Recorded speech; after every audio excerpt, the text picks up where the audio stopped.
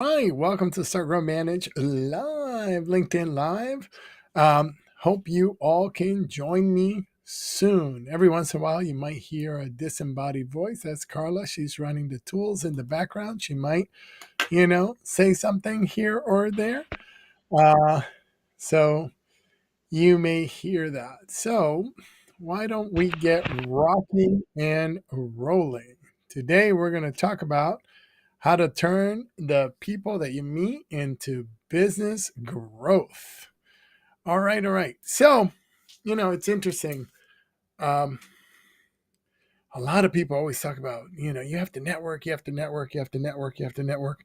And I always ask the same question: well, why? And everybody's, oh, because that's how you do business. You network, and then that's how you get more business.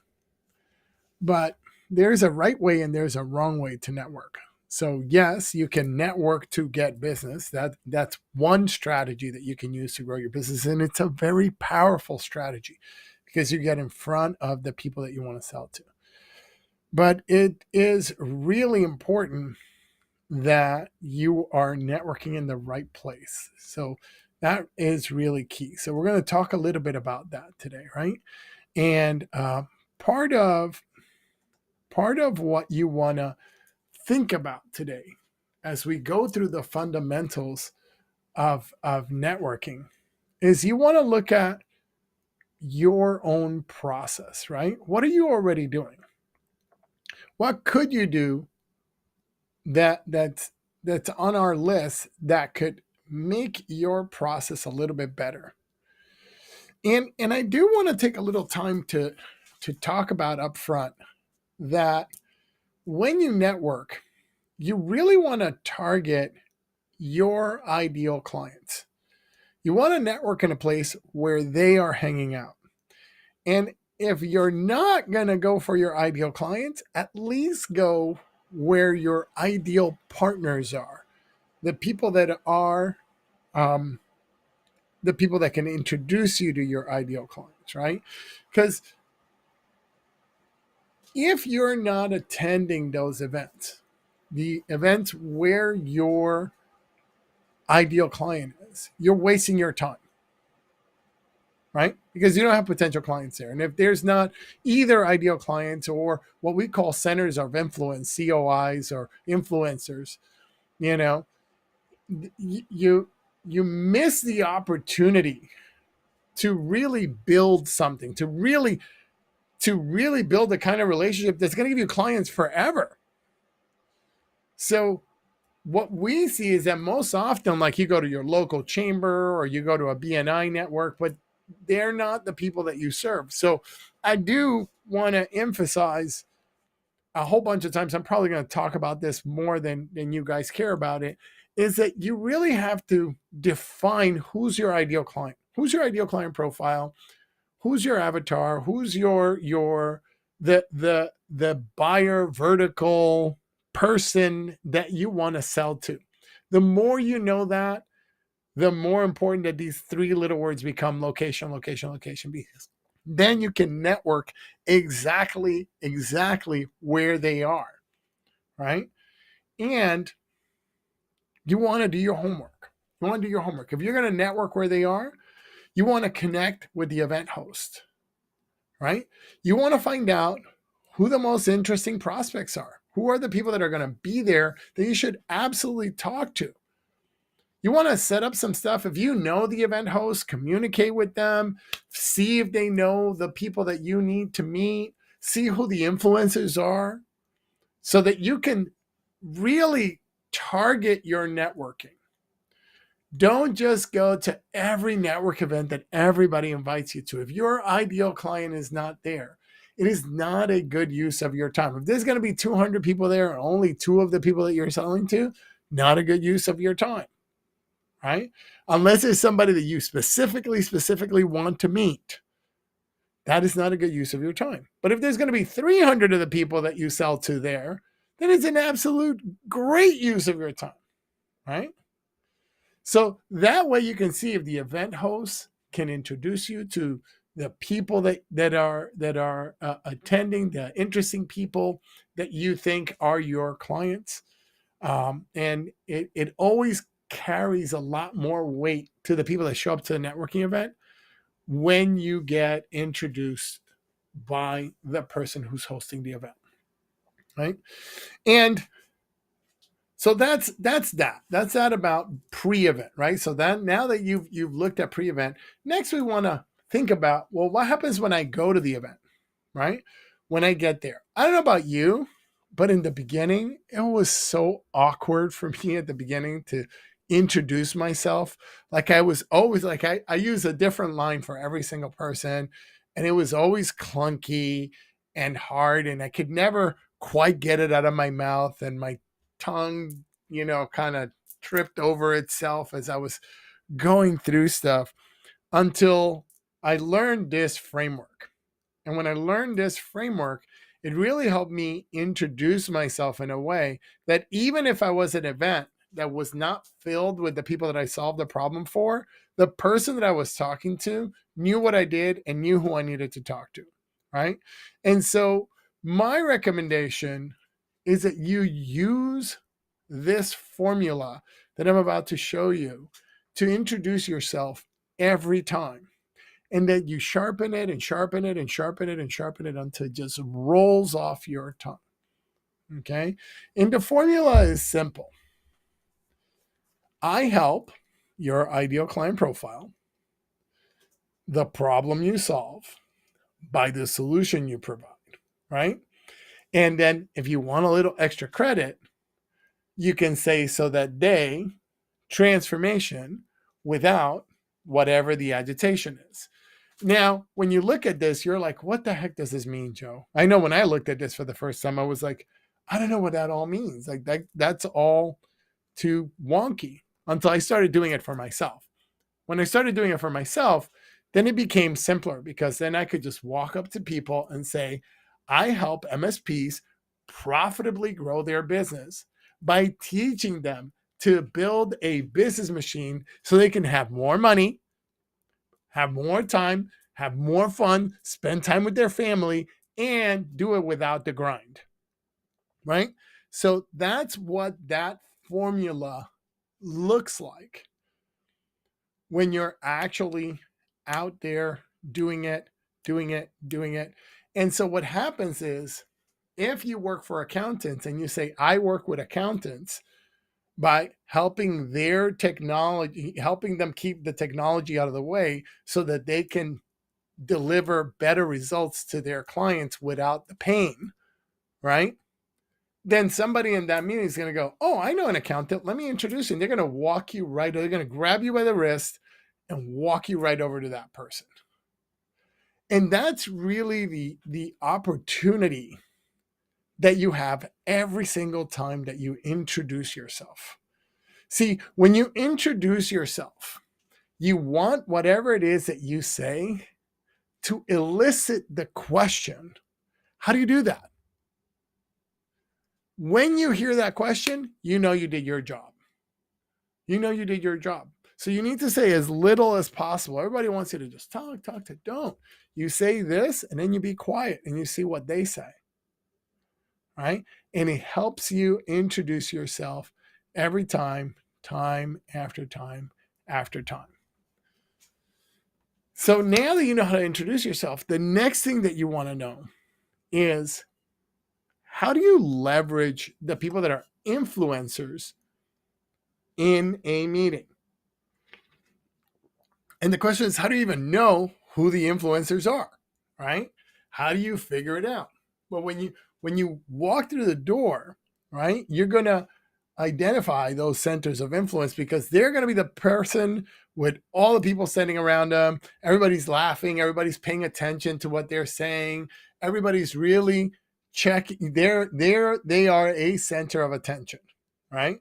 And so you ever go to a networking event, there's those people that are standing up against the wall. And then there's those people that are out there and they're talking to everybody. And they always have a circle around them. Mostly they have a drink in their hand. They're funny. People are laughing. People are engaged. Those are the centers of influence, right? When you go to a networking event, you always want to make sure that you meet that COI. You want to meet that COI and you want to make sure that you understand what it is that they do. When you connect with that COI, your job is to help them get what they need. This is kind of like the go-giver strategy. If you've ever read Bob Burg's book, The Go-Giver, highly, highly recommend it. If you haven't, it's a great book if you're interested in networking. But what you want to do is you want to connect to a center of influence and see how you can help them. They're going to ask you what you do. You say your line. If they don't ask any questions beyond that, you don't keep talking. You just listen. Your job is to listen and understand what it is that they do. And I'm going to tell you, that's a tip that's going to apply to everybody that you talk to. Okay. You want to say as little as possible. I'll come back to that in a little bit. But now that you've met that center of influence, you want to find their prospect because you ask them the magic question. What is the problem that you solve and who do you solve it for? And they are going to tell you, because those people that are center of influence, they know exactly what they do, how they solve a problem for somebody. And what you're going to do is you're going to go out there and you're going to find other people that are in the room that would be a fit for that person. You're going to bring them over. You're going to introduce them because your job in that networking event, right? Especially if you did what I talked about in the beginning. If you focus on being in a room full of your ideal prospects, that center of influence is usually a vendor in that space. So they know everybody. And there are people in the room that they don't know that you can connect them to. So now you use that reciprocity. And we talked about that a couple of episodes ago. So look for Jeff's session on influence through our archives, and you'll find it. But you kind of get that reciprocity, which is an influence principle that now that you've given them something, there's something that they can give you. So you want to connect that prospect to as many people as that COI to as many people as possible as you're going out there networking. And as you're going out there speaking and you're talking and you're saying what you do, the people that are attracted to your message, they're going to ask you the question, how do you do that? When they ask you that question, then you have permission to fully go into it, to fully explain it to them because they're engaged. When they don't, then you start asking them questions, right? You ask them questions. And if they're a fit for one of the COIs in the room, you walk them right over and go, hey, I just met this person. I don't think you know them. I asked them if they knew you. They didn't know you. Hey, let me connect you. So that's about centers of influence. But now that you know that, what you want to look at next, I'm so sorry, is if you find your own prospect, the person that you want to talk to, your own ideal client, your ideal client profile, you want to start to think about, well, how do I build rapport with this person, right? So a powerful way to build rapport is to listen. You have 2 ears, 1 mouth. Use them in proportion. Let them talk. Ask them about what's happening in their business. Ask them what are the problems that they're having right now. If you hear a problem that you solve, don't start talking about, oh, we have a solution for that. Don't do that. Ask them, well, tell me more about that. And if they tell you things that you didn't know existed in that industry, right? So let's say you're working with accountants and they say, well, I'm working with Thomson Reuters and I'm having XYZ problem. And you didn't know about that problem. So you know what? Hold on one second. I want to take some notes about that and pull out a little notepad and take some notes, right? Write it down somewhere. Pay attention to what they're saying. The best thing that you could do to build rapport is listen. Listen to what their issues are. Sometimes I'll talk to somebody for like, I don't know, 25, 30 minutes. I'll say like 3 words and I'll walk away and I'll hear them say to somebody else, oh, that guy's so interesting, but I didn't talk almost the whole time, right? So you have an opportunity to really build rapport by listening to your prospect. What are they saying? What are the problems that they have? And then you can, if there's an opportunity, you can then jump in and say, oh, this is how you can solve this. This is how you can do that. You can talk a little bit about the solution, but you want to stay at a networking event in the problem space for as long as possible and really understand that problem space until they start asking you questions of how do you solve that, right? You want them to elicit those questions, them to pull that from you. Because as they pull that from you, then they're really paying attention. They're really listening because they want an answer to the question that you asked, right? So that's another real key to being effective and building rapport at a networking event is being able to listen, being able to reproduce what they said, and being able to answer the questions that they had, right? Now, the next thing I'm gonna move to a couple of tips and tricks that I use, and I'm gonna show you some modern tools and I'm gonna show you some old school tools because I use a little bit of both when I go out. I just recently went to an event in Atlanta, and almost everybody that was there was uh, not everybody, but about a third of the people there were my ideal prospect. They were the right person for me to be speaking to be able to produce a result, to get to have conversations with, to listen, to do all those things. So I was walking around doing all that stuff, and I try not to give people a business card unless they ask me. And as of late, I've kind of stopped carrying paper business cards. So a great tool that I use is Popple. And if you haven't used Popple before, it's an awesome tool. It's on your phone. It's a QR code. You can also get an NFC card that they have. You can you can send it through LinkedIn. You can send it through text message. It is a phenomenal tool to get your contact information to the other person. It also, you can set it up, and the way I have it set up is that it requests contact information. So if the person doesn't have a card, you can say, no problem, I'm going to send you my card, and it's going to ask you for your information, and you can get that information. One of the most important things that you can do you got to remember, the purpose of a networking event is to get business. That is the purpose of the networking event, right? Is to get business and grow relationships with the people that can help you get business. Two purposes: get business, grow relationships with people who can help you get business, right? So being able to exchange information with them is super important, and I'll talk a little bit more about that later, right? But it's super important that you get the information. So that's the new method. Then I have this old school method that I use to get information, which is and these are the ingredients that you're going to need for the old school method. You're going to need some rubber bands, you're going to need some post-it notes, and you're going to need a pen. And why is it that you're going to need some rubber bands and post-it notes, right? A lot of the cards that people make today are so shiny and glistening and all that stuff that you can't write on them.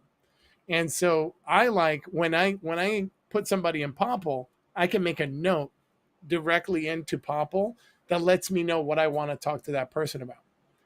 When somebody hands me a business card, I want to remember what it is that I talked to them about and what they talked to me about.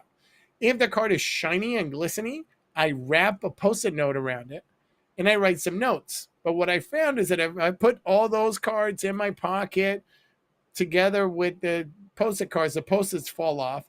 So hence you need a bunch of rubber bands, right? So that then you can put the rubber band around the cards and it holds the post-it notes in place so that you can keep notes on each person.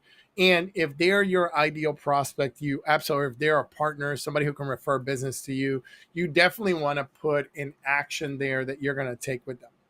Now, if you are doing some stuff old school, there is the great thing about Popple is that when somebody hands me a card, I could actually now scan that card directly into Popple and populate my notes there. But sometimes it's a really fast moving event and I don't want to be pulling my phone out and scanning it and doing all that stuff because I lose a lot of time. So if that's the case, Post-it notes and rubber bands, your best friend. That's going to make it happen. The other piece is then, well, if you did it all on post-it notes and rubber bands, how do you get the data in later? So there's a couple of ways. One is you can go through and scan it yourself, each one. I find that to be a little bit tiresome for me. So often what I will do is I have an assistant. If you have an assistant, I recommend this method.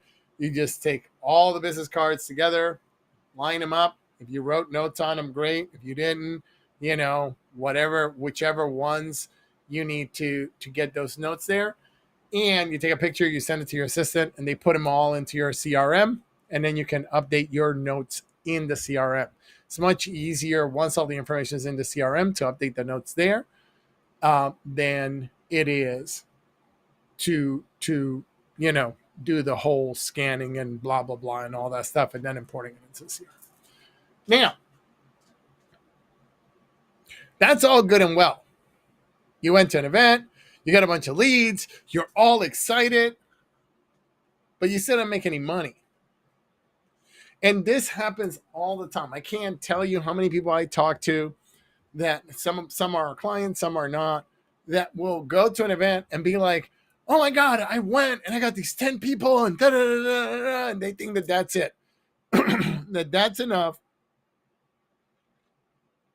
That if you do that, you're going to get the MRR, right? For those of you who don't know, monthly recurring revenue. But you're not, right? You're not, because that's not where the money is. You did the first part. Networking is just that first part. It's just the awareness on your journey. It's just getting connected to them. Where the money is in the follow-up. See, once you connect with them, then you have to follow up. And there's several ways that you can do that, okay? But and we can put that slide up, Carl, right? So there's several ways that you can do that once you connect with them. The thing that you can do is you can connect with them on LinkedIn.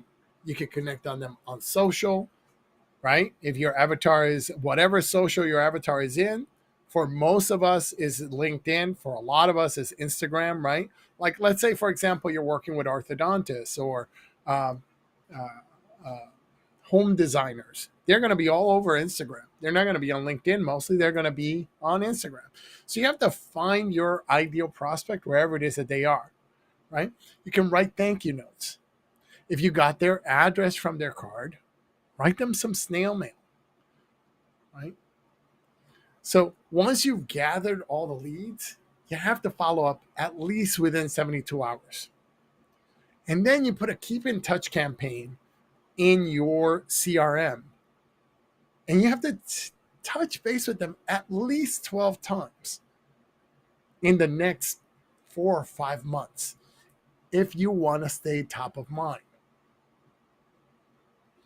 If you don't do that work, if you don't follow up, don't expect to get real value from your networking.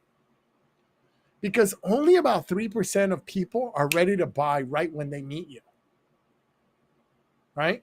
There's a good solid 60-65% that are only going to buy when you follow up. There's people that are going to be outright no's, right? But there's another 60-65%, which is the bulk, that are only going to buy when you follow up, stay in touch with them, communicate effectively, and make sure that you have a consistent routine that you're using with them, right? To give them information, to help them solve the problems that they have, right? So the things that you send them shouldn't be, hey, you want to buy my stuff? You want to buy my stuff? You want to buy my stuff? Don't send that. The things that you send them should be things that help them solve the problems that they have, that help them really become problem aware. Very often, somebody will be working in a vertical or industry, and they're not aware of the problems that they have that are slowing them down. And I'll give you a perfect example. There's a webinar we do where we talk about one of our MSPs really focus on dentists. And one of the problems that the dentist had was that their x-ray cables for the x-ray machine in the room kept breaking, right? And so what would happen is that then that operatory would become unusable. And they had no idea that there was a solution for that out there. And so our client would go in to a networking event with a bunch of dentists and start talking about the problem. Oh, you ever have your network cables break? And they'd be like, oh yeah, let me tell you a story. And then I had a patient, and then I had to move them over here, and then and every time that he brought that up, somebody had a story, right?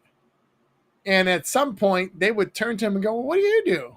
And he would say, well, I help you solve that problem with that cable. Did you know that there's a solution for that if you do X, Y, Z? And they'd be like, what? Right? Sometimes your ideal buyer is not problem aware. So there is an opportunity for you when you're out there to make them problem aware, but then you have to keep following up. When you're sending your follow-up sequences, when you're sending all your messaging, it has to be consistent with what you said before, and it has to keep solving problems for them and creating problem awareness for the problems that they have that they don't know that they have. But the key is that the fortune is in the follow-up. So make sure that you do all of that. All right. So I think with that said, I'm going to see if there's any questions out there. Questions, comments, snide remarks.